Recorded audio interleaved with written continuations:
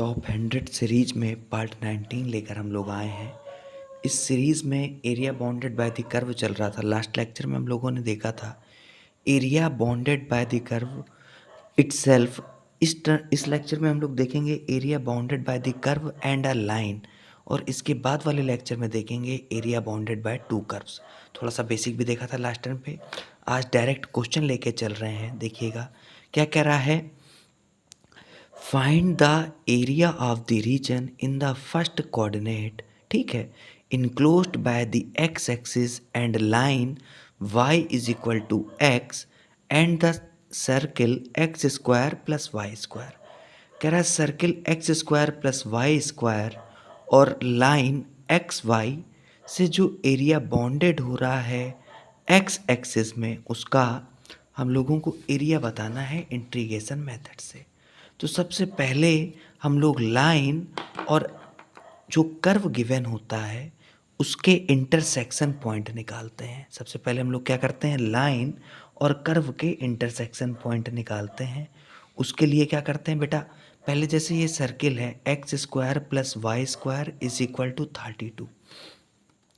Actual में ये circle की इक्वेशन, जनरल इक्वेशन हम लोग देख चुके हैं, याद होगा क्या होती थी, एक्स माइनस एच का whole square plus Y minus के का whole square is equal to are square, where H comma K are the centre of the circle and R is the radius of the circle. तो यहाँ पे actual में कुछ नहीं, H comma के क्या हो गए 0,0, तो इसका सेंटर हो गया 0,0 और इसकी रेडियस कितनी हो गई बेटा, आर स्क्वायर क्या है 32, यानी कि 4√2 का square.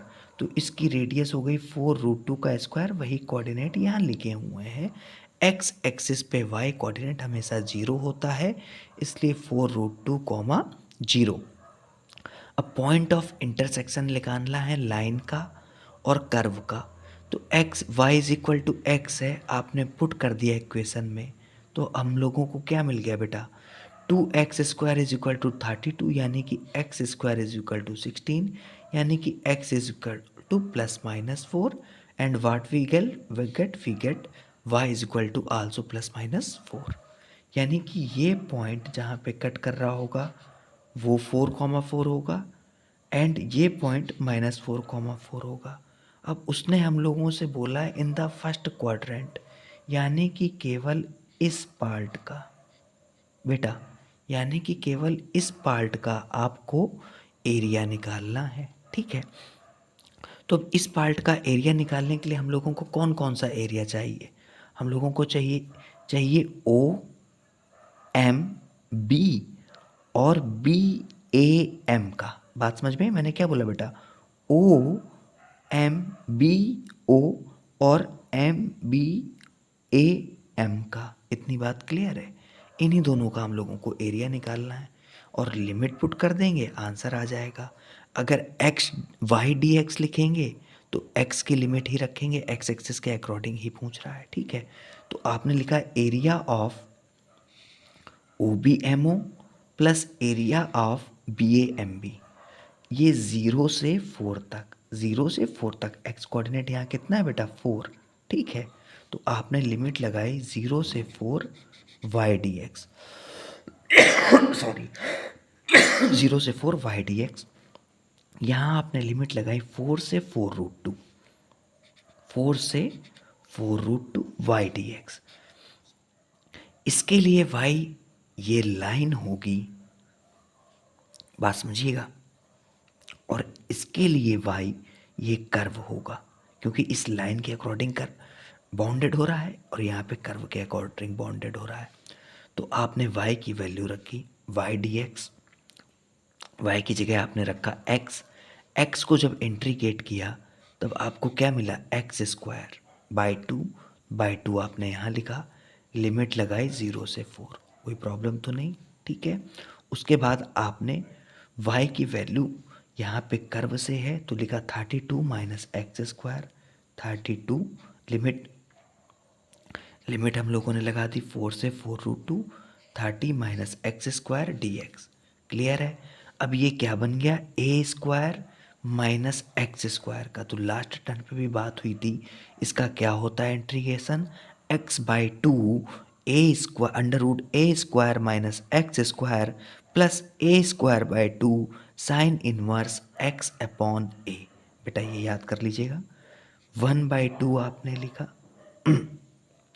X 30√2 minus X square plus 1/2 32 A square by two नहीं होता है, sine inverse X upon A 4√2 यानी कि, ठीक है, और ये 4√2 हुआ, ये 4 हुआ।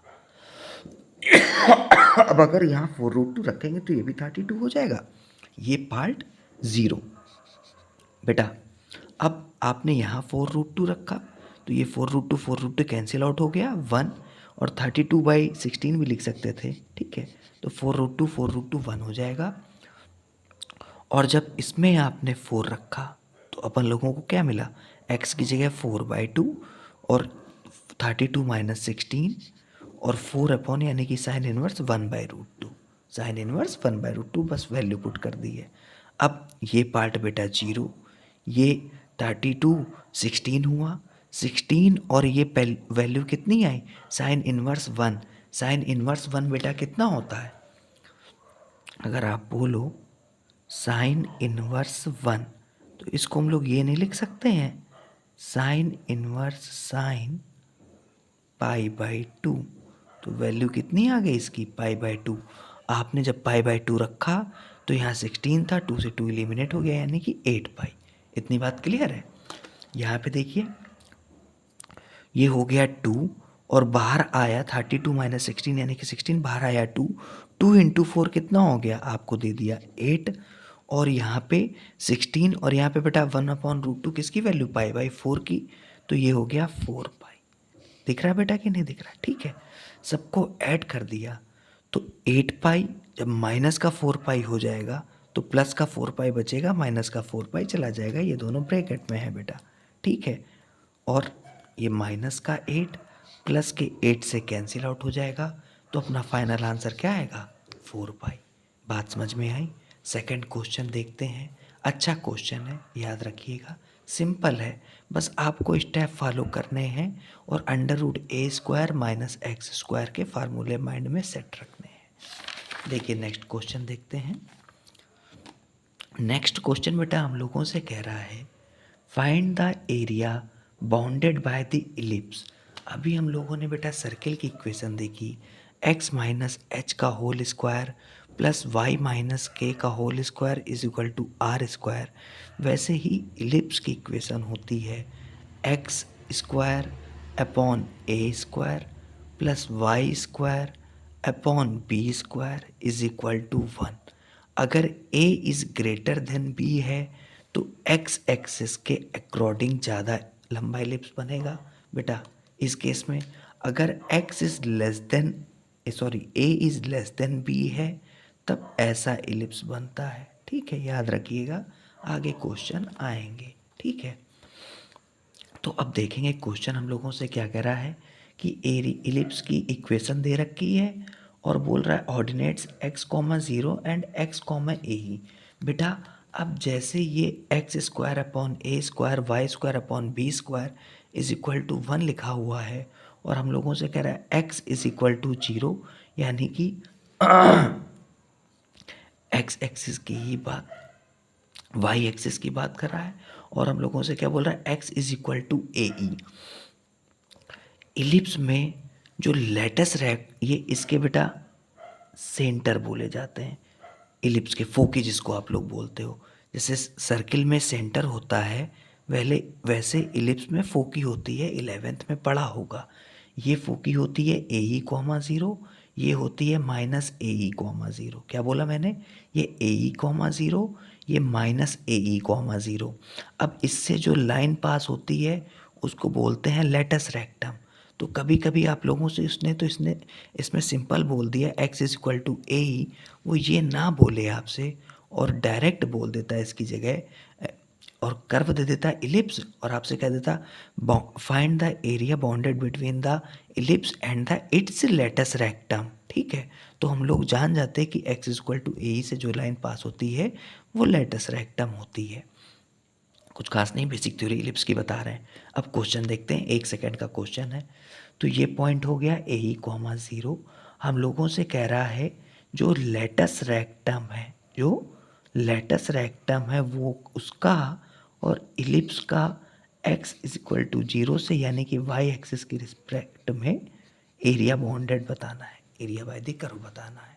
अब हम लोगों ने क्या किया, कुछ नहीं, सिंपल सा y dx जो प्लानिंग होती है। अब एक मेरी बात सुनिएगा, ये जैसे हम लोगों को पूरा एरिया निकालना है O B S R B dash, तो जो O B S R B dash O जो कंप्लीट एरिया होगा वो O B S F O, ये एफ पॉइंट बेटा मैंने फोकी के लिए लिख दिया है, ओ का डबल होगा।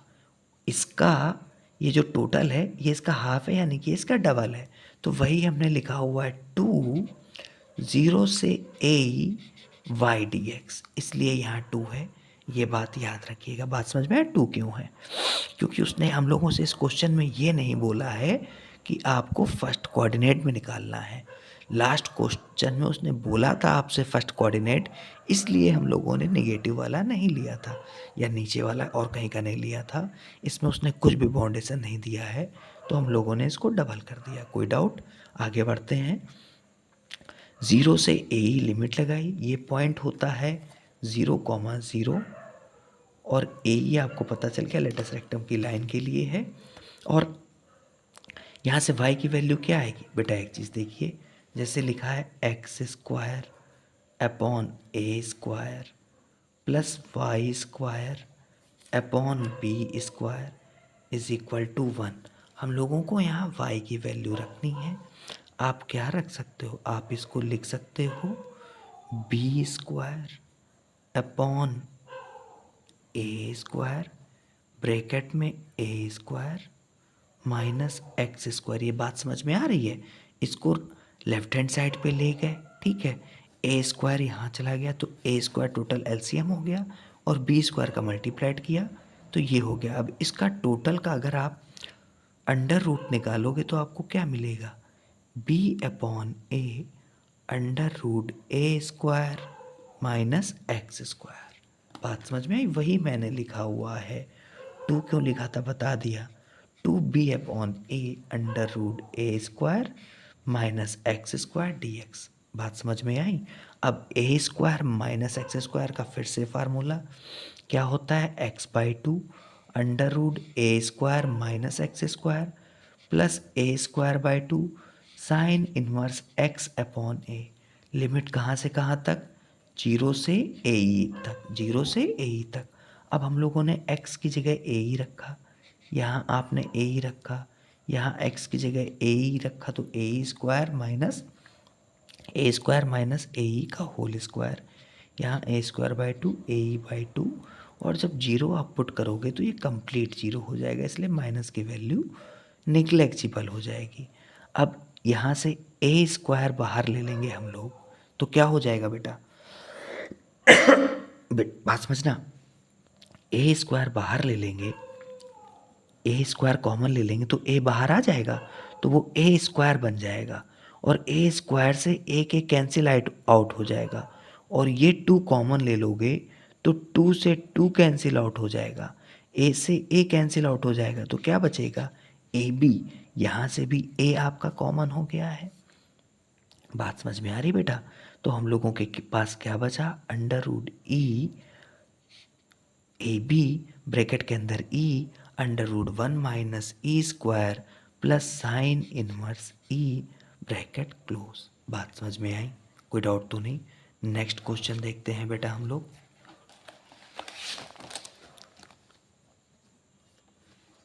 नेक्स्ट क्वेश्चन हम लोगों से क्या कह रहा है, इसका फिगर रुकिए मैं बता दूंगा, अभी दोबारा क्वेश्चन पढ़ते हैं जरा क्या कह रहा है। Find the area of the region bounded by the curve y is equal to x square and the line y is equal to 4। बेटा पैराबोला अपने पास 4 टाइप्स के होते हैं, मालूम होगा, 11th में सब कुछ डिटेल में पढ़ चुके हैं हम लोग। y is equal to 4ax² वाला, x² is equal to 4ay वाला। तो ये बेटा x² is equal to 4ay वाला है, यानी कि ये अपवर्ड ओपन माउथ होगा x के यहाँ से, ऐसे ये कर्व है। तो इसका क्या हो गया, x² is equal to y। और जो इधर जाता है बेटा ऐसे, वो क्या होता है, y² is equal to 4ax, या और जो इधर जाता है वो माइनस में होता है, जो इधर जाता है वो भी माइनस में होता है, ठीक है। और लाइन क्या है, y इज इक्वल टू 4।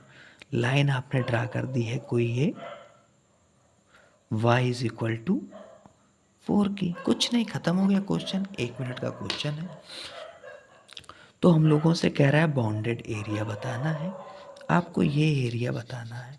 अब बच्चों एक बात देखिए ध्यान से, इस वाले क्वेश्चन में y है, ठीक है, तो इसमें लिमिट हम लोग कहाँ से x की नहीं लगा सकते हैं, इसमें y की ही लिमिट लगा सकते हैं। तो हम लोग 0 से 4 की लिमिट लगाएंगे और क्या लिखेंगे, x dy। क्या लिखेंगे बेटा, x dy। बात समझ में आई। जब y इज इक्वल टू 4 है और अपन लोग कटिंग पॉइंट निकाल लेंगे ये यहाँ से यहाँ, यहाँ से यहाँ कट कर रही होगी, वैल्यू पुट कर देंगे, कोई दिक्कत तो नहीं। x² is equal to 4y, ये 0.4 होगा, ये 0.4 होगा, ये 0.4 होगा, सारे y कोऑर्डिनेट 4 होंगे। x कोऑर्डिनेट यहाँ पे -2 होगा, यहाँ पे +2 होगा, उसकी कोई नीड नहीं है। -2, उसकी कोई -2,4, यहाँ पे 2,4, यहाँ पे x कोऑर्डिनेट की नीड इसलिए नहीं है क्योंकि हम लोग y के रिस्पेक्ट में निकाल रहे हैं। तो आपने लिखा। अब एक बात और, जैसे लास्ट क्वेश्चन में देखा था, जितना इसका एरिया होगा बेटा उतना ही इसका एरिया होगा। तो आप यहाँ से यहाँ तक का निकाल लेंगे और इसका डबल कर देंगे, ठीक है। तो अपन लोगों ने लिखा 2 इंटू 0 से 4, उसने इसमें भी नहीं बाउंडेड किया है कि आपको फर्स्ट कोऑर्डिनेट में निकालना है, तो कंप्लीट निकालेंगे, ठीक है। x dy, अब x है क्या एक्चुअल में, x यहाँ से आपको क्या मिल जाएगा, √y। x क्या मिल जाएगा, √y। वैल्यू पुट कर दी। √y का क्या होता है इंटीग्रेशन, x की पावर n+1 अपॉन n+1 से सॉल्व किया, y की पावर 3/2, 0 4, और जब 3/2 होगा वो कन्वर्ट हो जाएगा तो 2/3, यानी कि 4/3। वैल्यू पुट करी, 2 का स्क्वायर, 2 से 2 एलिमिनेट हो गया, 8 आ गया, 4/3 इंटू 8, 33/2 यूनिट स्क्वायर। हर जगह एरिया बाउंडेड निकालने के बाद यूनिट स्क्वायर आप लोग रख देना, ठीक है। आज के लिए इतना रखते हैं, गले में काफ़ी पेन है, नेक्स्ट टर्न पे मिलते हैं। जय हिंद।